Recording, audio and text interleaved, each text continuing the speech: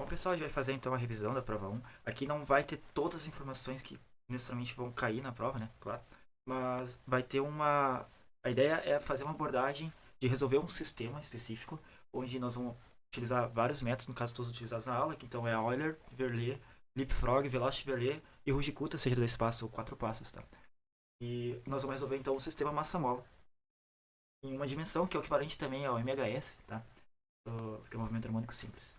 Então vamos direto para programação. Então aqui então a gente vai resolver o sistema massa-mola, que é o clássico, que seria isso aqui. Não vou me adentrar tanto nas questões. Aí vai gerar algumas equações. Tá?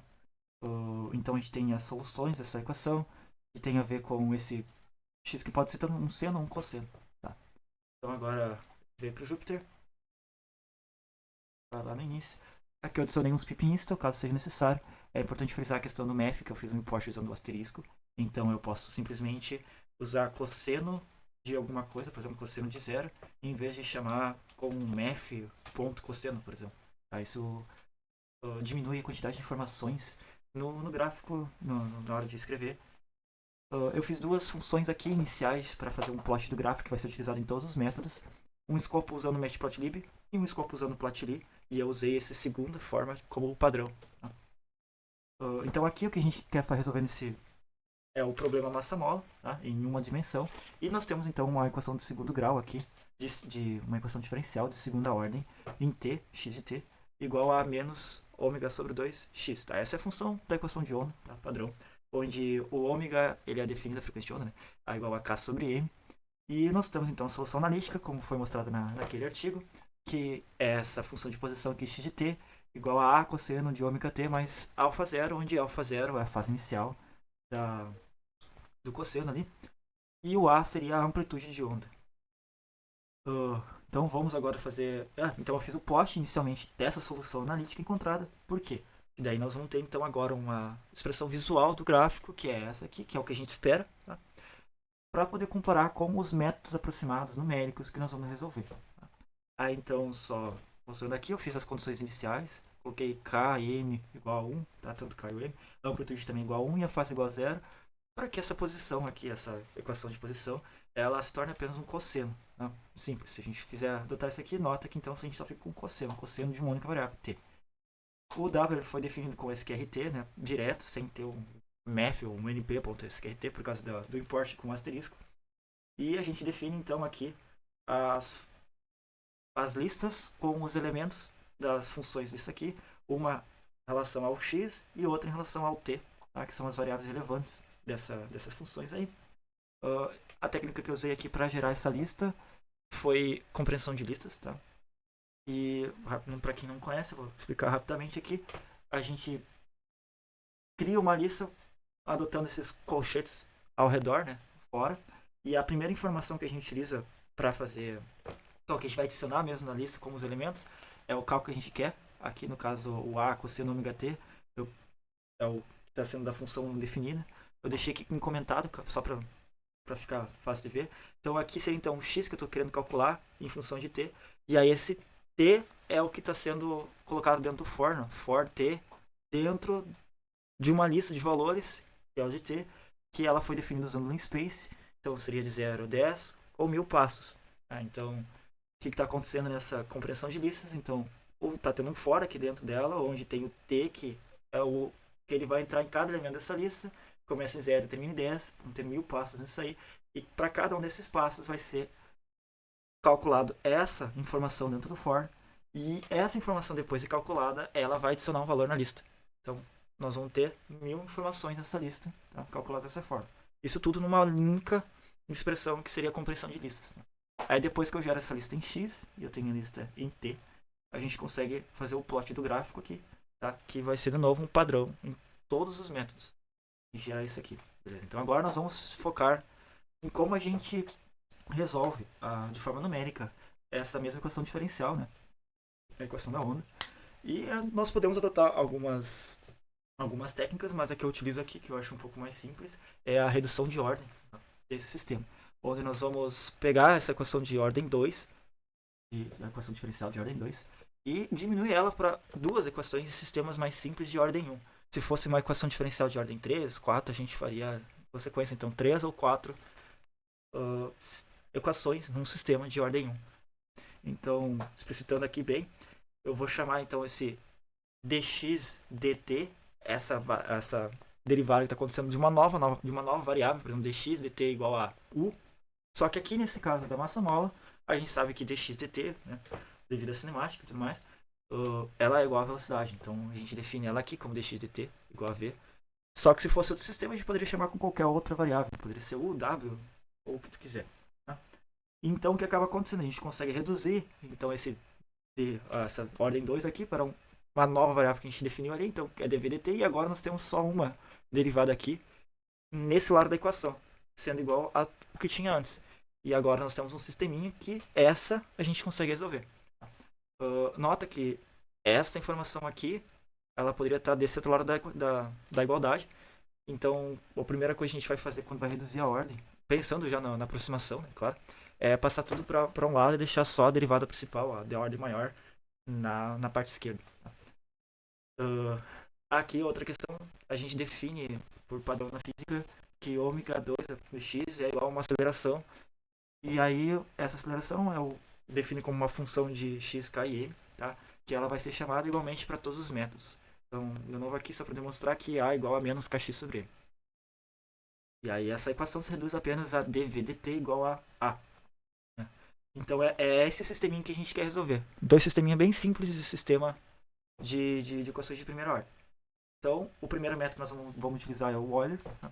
Eu vou primeiro falar do escopo, que a gente nota que a gente vai notar que é um padrão, onde primeiro eu defino uma aceleração, depois as condições iniciais, crio uma função que seria referente específico ao método utilizado, onde ele vai retornar as informações das variáveis relevantes do sistema, que nesse caso é v, x, y, uma informação do plot para um tempo, né, que é o passo aqui de iteração. E aí, com o retorno dessas informações, eu posso chamar então essa função definida aqui, tá, nessa linha, e plotar o gráfico, tá, onde eu vou plotar sempre a informação do x e do t. Eu fiz o armazenamento da informação da velocidade, né, que eu chamei de list v, mas eu não plotei essas informações. Caso vocês queiram, esse notebook vai estar disponibilizado no GitHub da disciplina, como eu acho que no Moodle já está. Aí beleza, depois que a gente faz o plot, então eu mostro o plot. Agora eu vou adentrar sobre o método Euler especificamente. Então a função definida aqui da aceleração, como foi colocado matematicamente aqui, ela é basicamente um return com menos kx sobre m, onde eu defino ela externa. Tá? Lembrando que essa aceleração ela é igual para todos os métodos, então eu não precisaria ter colocado no escopo de todas. Tá? Basicamente também a questão das definições iniciais, tá? Mas por questão didática eu acho interessante colocar, enfim, repetir elas várias vezes para ter noção que isso é o método, tá? É o que eu preciso desse conjunto. Então a gente trata aqui as condições iniciais, onde a gente chama o K e o M de 1, como foi designado na solução inicial. Como na seleção inicial eu pedi um vetor de 1000 informações do T, então eu vou dar um NP, que é o número de passos, tá? Aquele condições iniciais de 1000 também. Por quê? Porque então, dentro do for, que ele vai começar de um certo número até um certo número final, e esse número final é o NP, a diferença desses números é a quantidade de informações que eu vou alocar na minha lista. Então, em última forma, o NP significa a quantidade de informações que vai estar nessa lista. Então, eu coloco 1000 para analisar com a solução analítica. O meu DT, que é o passo, que não é o passo dentro do for, ele é o passo de que eu estou aproximando no método do que o método vai gerar em relação à função que eu estou tentando aproximar. Tá? É o 0.01, é o quão passo que ele vai dar multiplicado. Que ele é registrado aqui dentro do for dessa forma. Então o meu tempo ele é o quê? Ele é o meu i, que está sendo iterado dentro do for, vezes esse tamanho de dt. Lembrando que quanto menor o dt, para o Euler, significa que vai tendência a ser um resultado mais próximo do analítico. Então agora sim a gente vai definir as condições iniciais das variáveis relevantes do sistema, que é x, v, não precisaria ter o t, tá? Mas por questão de escopo eu mantive em todos os métodos, eu também defini t inicialmente. Então eu vou definir x igual a 1, v igual a 0, t igual a 0. Dentro da função específica que eu chamei de Euler, massa-mola, tá? Com os parâmetros dessas condições iniciais, eu crio então 3 listas vazias. Esse método poderia ser feito com o uso do NumPy, arrays e outras formas, mas nesse caso eu adotei listas em todos, tá? E eu só fiz esse método. Aí eu chamo as listas vazias e faço uma linha aqui de append, que é adicionar as informações relevantes às listas que eu criei vazia, que vão ser os meus retornos da função. Tá? E por que eu chamo ela aqui antes do for? Eu não precisaria ter feito duas, eu fiz duas vezes ela, vocês podem notar. Não precisaria ter feito isso, mas por questão didática eu achei mais interessante. Porque aqui, antes do for eu vou estar adicionando as condições iniciais na lista. Então, o meu primeiro passo começa nas condições iniciais, e aí o meu for não começa no zero, ele começa no 1, que seria o depois de adicionar as condições iniciais aqui. E aí o meu for vai do 1 até o NP. Até a definição do T aqui, isso é igual em todos os códigos, em todos os métodos. E aqui sim seria a resolução do Euler. Que a gente pode notar o seguinte. O Euler ele tenta mimetizar a redução de ordem que a gente fez ali das equações. Então, a equação que eu quero mimetizar é esse dv, dt e o a. Então, o que eu vou fazer? Eu vou pegar o dt e passar multiplicando para cá toda essa parte que tem aqui. E o meu dv eu vou pensar como se fosse uma diferença de valores, onde eu vou chamar um v igual a v mais essa informação. E é isso que a gente faz exatamente aqui. A gente chama um outro valor v, que aqui eu usei uma variável auxiliar, igual ao próprio v, como se fosse uma diferença. Lembra, se eu passo para cá, então fica v sobre v. É a diferença, eu pensar que o dv ali é como se fosse a diferença de dois valores. Tá, beleza. E aí eu adiciono o que tem de mais de informação. Aqui, como eu defini como uma função, aceleração, menos kx sobre m, não precisaria ter feito essa definição externa, mas questão de escopo foi colocada aqui. Se não utilizasse a definição da função, poderia colocar ômega ao quadrado sobre x aqui nessa parte. E aí, novamente, como o Euler tenta mimetizar, a questão do x também vai ser colocada aqui, e aqui é x igual a xvt. Nota-se que aqui o x ele realmente está igual à própria variável, então ele recebe como informação a própria variável. Enquanto v não. Por quê? V aqui tem uma variável intermediária, auxiliar, tá? E ela está aqui justamente porque a próxima informação calculada de x, ela precisa desse v inicial e não essa parte. Se eu tivesse colocado só v aqui, o que aconteceria? O v que está nessa próxima iteração, ele vai receber essa informação e não a anterior. Então é necessário ter o uso dessa variável auxiliar, que depois a gente vai retribuir ao v, que vai ser colocado no próximo passo, que vai entrar nesse aqui. Enfim, é isso aí. Essa utilização de variáveis auxiliares, tá? Ela está somente dentro do escopo de resolução em forma de lista. Se fosse, por exemplo, vetores, eu chamaria esse vt, por exemplo, de i mais um passo depois, de um v de i mais o que sobra. Tá? E aí aqui fica mais explícito. Então eu poderia fazer, então, por exemplo, o x de i mais 1 igual a o x de i mais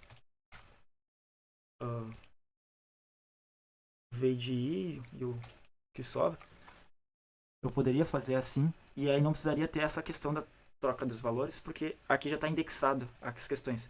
Eu não preciso fazer o uso dessa variável auxiliar, porque esse VI eu já estou diferenciando deste aqui, porque tem uma indexação diferente. Isso é trabalhando com vetores, que não é o caso.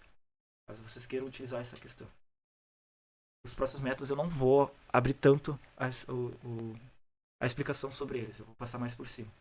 Então foi feito esse Euler e a gente vai fazer o plot disso, e nós chegamos à conclusão da solução da onda muito semelhante ao que a gente deveria ter pela analítica.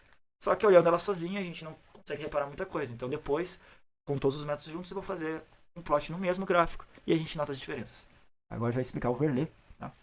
O Verlet é o único método que tem condições iniciais um pouquinho diferentes, porque ele precisa de duas informações iniciais, input de dados, para a posição. Uma que é o x, que vai ser realmente a informação que vai ser iterada e adicionada dentro das listas, e uma variável anterior a esse x, tá? Que seria como se fosse um passo anterior, onde eu chamei de x old porque é anterior, né? Mais velho. Aí se eu ploto ele vai gerar, o Verlet vai gerar a equação que a gente espera. Só que tem um detalhe aqui que eu não consegui fazer com que essas condições iniciais se assemelhem exatamente com as condições dos outros métodos, por causa dessa diferença de duas informações que eu preciso adicionar, enquanto os outros só precisam de uma. É mais fácil mostrar do que explicar. A diferença desse x hoje para o x, ele modifica a amplitude da equação aqui, da onda. Então, por exemplo, aqui eu estou colocando uma diferença bem pequena, que é na quarta casa decimal. Mas, por exemplo, se eu coloco 0,8 aqui, a diferença aumenta. E aí a amplitude, ela também aumenta muito. E isso muda muito em comparação, né? Então, mesmo deixando 0,09 aqui na quarta diferencial, a gente vai notar na hora de comparar que existe um pequeno deslocamento desse gráfico em relação aos outros, que daí quando a gente for calcular, por exemplo, o erro, tá? Visualmente a gente vai notar uma diferença, mas a parte do erro e da velocidade do tempo, de custo que vai ter essa função, não vai mudar tanto. Enfim. Então, o Verlet tem essa questão de duas entradas.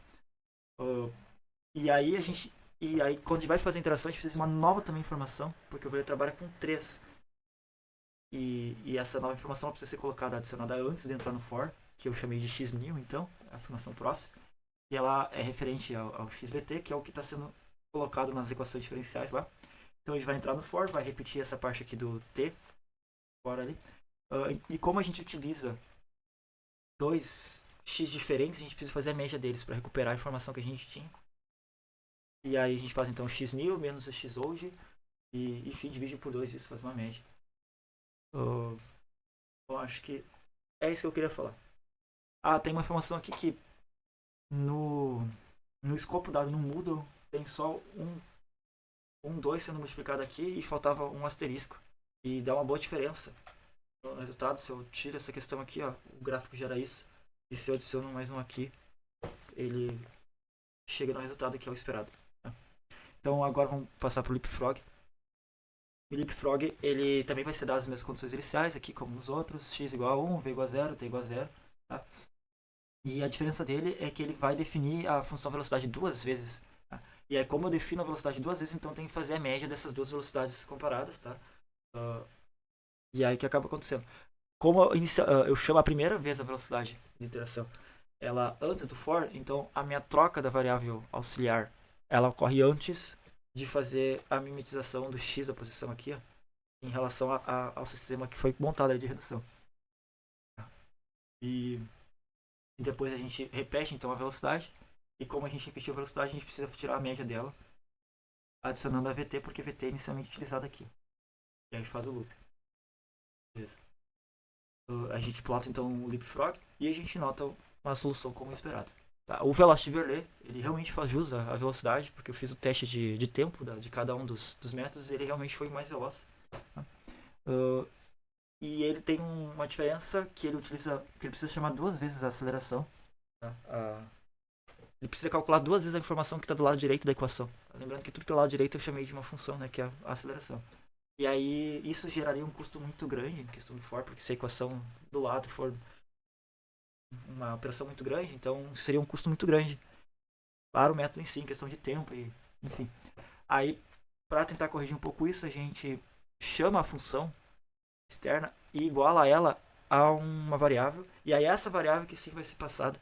Tá? E aí a gente tem uma redução um pouquinho do custo, que em vez de chamar duas vezes a função dentro do for, a gente chama uma vez dela externa e uma vez interna. Tá? E aí nós temos esse termo padrão, a gente então mimetiza aquelas equações chamando v e x, só que o dt aqui ele vai ser dividido por 2, e aí nós vamos refazer esse v também, então dividido por 2. Só que a gente não precisa fazer a média deles, porque a gente está chamando duas vezes a aceleração aqui. Basicamente é isso. De diferença dos outros. E ele gera o plot como a gente espera. Então agora nós vamos mostrar o Rujicuta 2 e também o Rujicuta 4. E a gente nota o seguinte, o Rujicuta, a ideia dele é, eu quero calcular a diferença entre dois pontos. Então se eu faço dois passos no Rujicuta, eu vou precisar de um ponto intermediário entre os dois pontos que eu quero chegar, onde esse ponto intermediário ele vai servir como duas traços que eu vou criar e com esses dois passos eu me baseio, faço uma estimativa para calcular o ponto que eu quero. Aí se for dois passos, ele gera dois, dois traços, se for quatro passos, ele vai gerar quatro passos. E aí que a gente nota exatamente isso. A gente quer chegar então do ponto, vamos dizer assim, daqui até o x, então a gente vai calcular como se fosse um ponto só aqui no x e v. Só que como a gente precisa desse ponto intermediário, a gente precisa fazer uma nova variável, que então eu vou chamar de x2, tá? E v2. Se fosse outra, fosse o R4, então teria que precisar mais de dois pontos, que daí seria o x3 e o x4, que a gente nota aqui, então seria o x3 e x4. Lembrando que a última informação que a gente quer calcular É sempre o ponto inicial, que é o x e v. Aí aqui, como foi usado mais pontos, eu preciso dividir tudo por essa mesma quantidade aqui. Uh, que seria 6 vezes pela forma dos pesos que é calculado cada um. Tá? Que tem uma padronização. Eu não vou me expandir tanto na explicação do Root. E os dois geram o gráfico como esperado. Seria isso. Tá, agora a gente pode então comparar os métodos. E eu coloquei tudo numa única célula do Jupyter.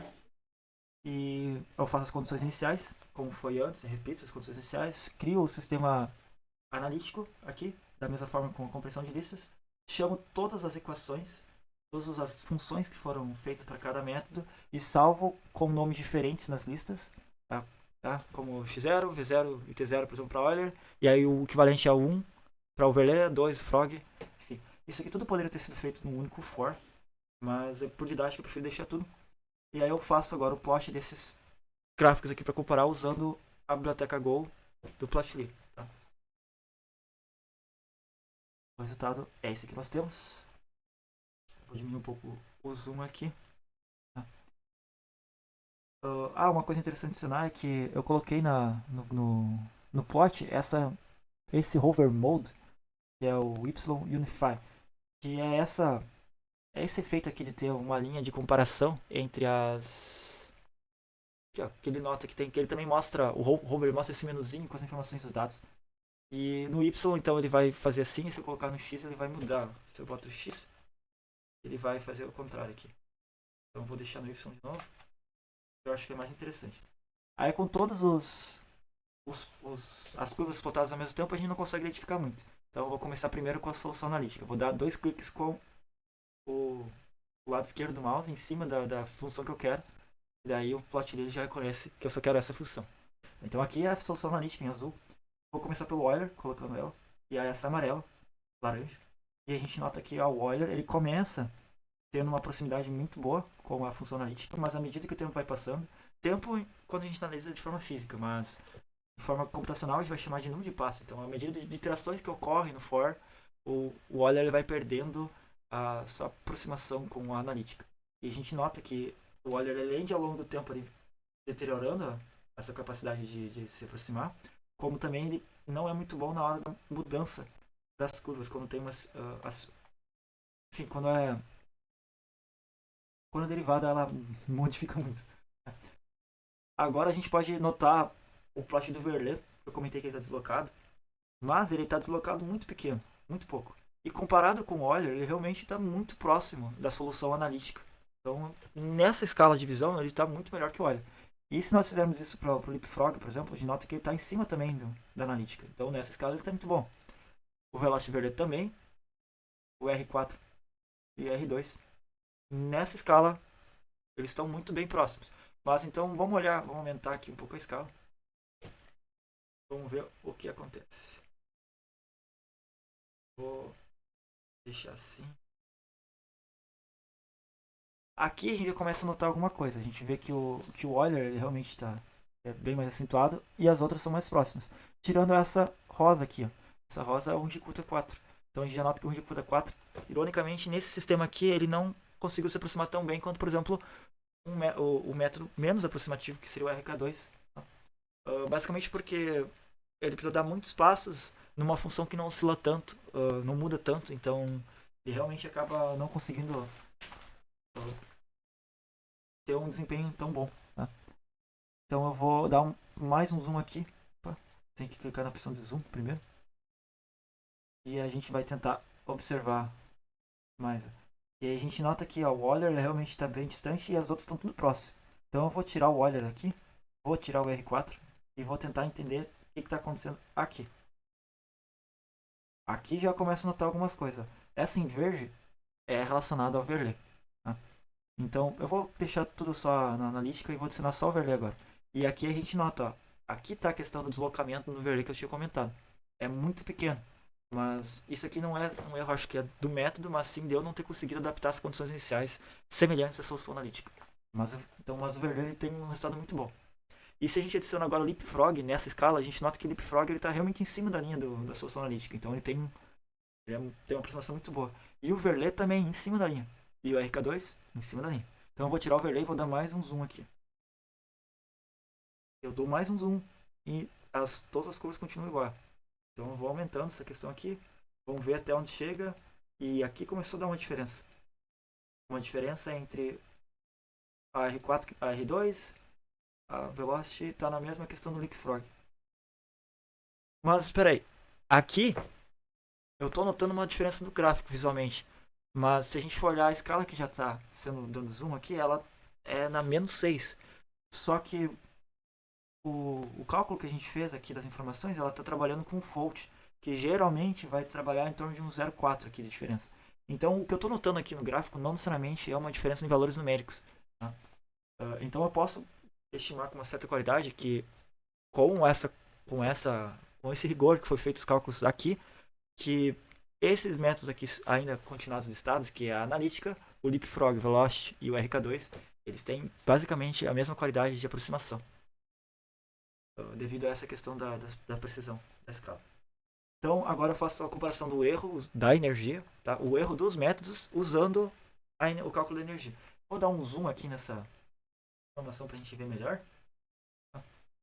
E o erro ele é calculado então com uma raiz desse somatório de 0 até n, sendo n as energias de cada ponto do sistema que eu estou calculando, no caso do sistema massa-mola, então é cada ponto de configuração, onde o 0, o E0 seria a energia inicial do sistema, e TI significa então cada passo, ou cada outro ponto no espaço de configuração, que à medida que o sistema vai se mexendo, a gente vai tendo um cálculo diferente da energia, e aqui está associado com esse TI, então o I seria a iteração.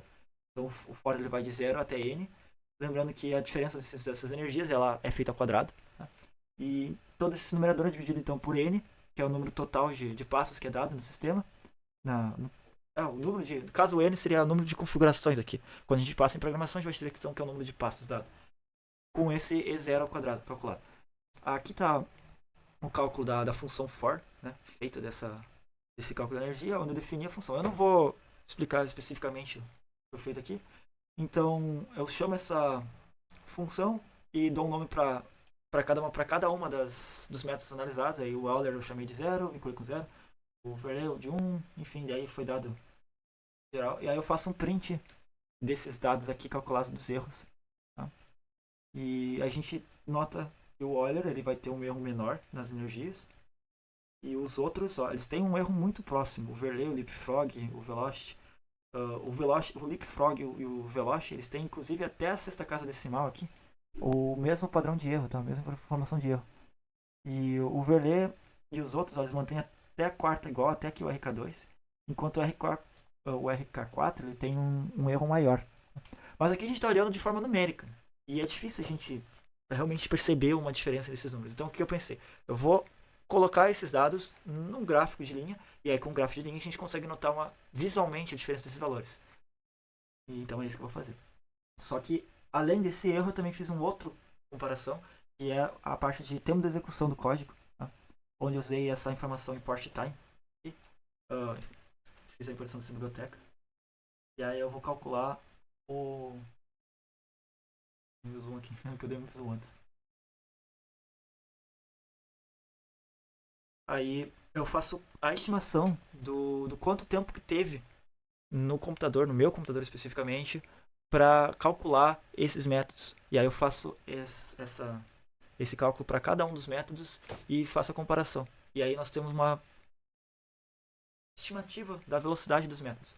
Lembrando que quando a gente faz o cálculo desse tipo de processo, ele pode gerar resultados um pouco diferentes para cada computador. Então, necessariamente o que está aqui vai ser exatamente o que vai acontecer no seu PC. No meu caso, é um sistema operacional, um i7, usando Ubuntu, no caso, Pop! OS, e aí ele vai gerar esses resultados aqui com esse tipo de duração de tempo. Tá? E eu não estou usando no Pi atualizado, inclusive, por causa do outro trabalho que eu estou fazendo. Então, o que o cara faz aqui, como padrão? Antes, eu defino essa função time aqui. Eu chamo a função time da biblioteca time. E ele vai calcular um valor relacionado ao tempo, que eu não sei x qual, o método que ele utiliza. E aí eu chamo esse tempo inicialmente antes do que eu quero fazer, que é chamar a função Euler massa, que é o método que eu resolvi, para essas listas. E aí essa informação inicial eu dou o nome de inicial para o tempo. E aí depois que acaba tudo, que ocorre o armazenamento da informação, já foi calculado, eu faço a definição do tempo final. E aí, agora fazendo o tempo final menos o tempo inicial, eu tenho uma dimensão estimativa do tempo total que foi calculado para esse método, no caso do Euler, e aí eu tenho uma estimativa de velocidade. E aí eu faço esse padrão para todos os métodos. Deixei aqui para ficar visualmente melhor. E aí eu realizo um print aqui desses dados que foi dado, fazendo um arredondamento na casa sexta. E a gente nota isso aqui, o Verlet, aqui ó, o Velocity Verlet, ele realmente é mais rápido, faz jus ao seu nome, ele é mais rápido até em questão de uma casa acima do R4 e os outros. Tirando o RK2, que realmente foi na mesma, basicamente na mesma ordem de grandeza que o Velocity Verlet. Os outros do Frog, Euler e mais, eles têm um pouco mais semelhante. E o Verlet é o que acabou tendo um tempo mais. Ele foi mais devagar na hora de resolver. Tudo sem contar com o R4, com o RK4, que faz sentido ter um tempo muito maior que os outros, por causa que ele tem mais passos intermediários. Mas, de novo, aqui é uma análise bruta, a análise bruta dos dados, e é um pouco estranho. Então, o que eu fiz? Eu fiz um data frame com essas informações, plotei esse data frame, também é uma análise bruta, então eu fiz um erro relativo ao método padrão ali, que é o Euler, e aí eu fiz o erro relativo ao Euler e o tempo relativo ao Euler, para ter uma noção. Não vou adentrar muito nisso, se quiserem olhar depois no negócio. E aí eu fiz o plot dessas informações. Aí se eu faço o plot do erro ou do erro relativo, na hora de observar visualmente, aqui, no gráfico de linha, não vai mudar tanto. Na verdade ele vai ser o mesmo. Aqui está a informação do tempo, se eu coloco o tempo relativo, ele não muda. Então a gente comparando o tempo nos métodos, visualmente agora, a gente nota que realmente Verlet, o Velocity Verlet é o que tem o menor tempo para poder fazer o cálculo. E o RK4 é o que gera muito maior. E a gente nota a diferença do RK2 para o RK4, que é uma diferença bem grande de aumento de um para o outro. E é então relacionado ao número de passos intermediários que tem. Se fosse um RK8, seria um passo bem maior. E que a gente nota não é nem linear, né? Ele é um aumento talvez maior que isso. E o Verlet, fora o RK4, é o que mais tem demora para realizar o método. Tá? De novo, no meu computador, não sei se nos outros vai ser. E é esse o padrão que a gente tem. O Leapfrog é o intermediário. E o Euler fica aqui. Tá? Então agora a gente vai fazer uma análise do erro daquele gráfico e a gente nota isso. Ó. O Euler ele tem um erro menor. Tá? Mesmo aparentemente visualmente lá naquela parte de posição ele pareça ter mais erro que os outros, mas aqui com aquela forma ele gera um erro menor. E aparentemente Verlet, Leapfrog, Velocity e RK2 eles têm algo muito semelhante e RK4 menor. Vamos só fazer fazer um zoom aqui nesses quatro. Ó, e a gente nota que Verlet tem um erro um pouquinho menor que os outros. Fazendo isso, a gente nota aqui que o RK2 é um pouquinho menor e o Velocity, Verlet e o Leapfrog basicamente igual. E com isso eu encerro essa revisão.